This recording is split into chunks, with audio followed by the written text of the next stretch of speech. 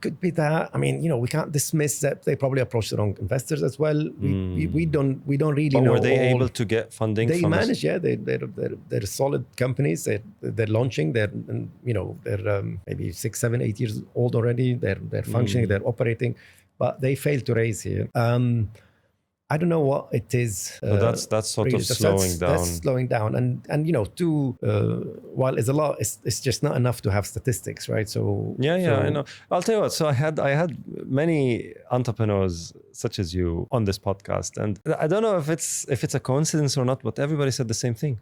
Okay, everybody said the same thing, so it can't be a coincidence, right? I mean, the concept of investor-founder relationships, and especially the maturity of the investor, but also the maturity of the founder. Let's be fair to everybody here. But predominantly, and my personal experience as well with a couple of, let's say, founders who actually moved out, one to the Netherlands and the other to Silicon Valley. I mean, that's too many for me as well, right?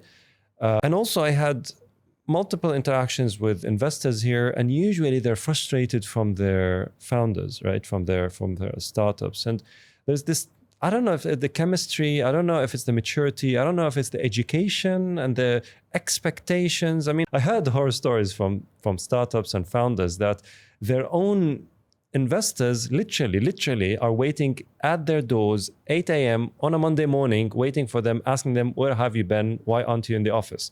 Imagine that. I mean, it's just that's crazy. Extreme. Exactly. That's eyebrows all the way up, rather, huh? And that's obviously an extreme case, and I'm sure 100% that probably that's one of one. But the point is, it exists, and there's no smoke without fire, and that sort of trust issue, I think, is building up. I mean, to be fair, most of the people who talked about this, not complained, talked about this as facts, said that.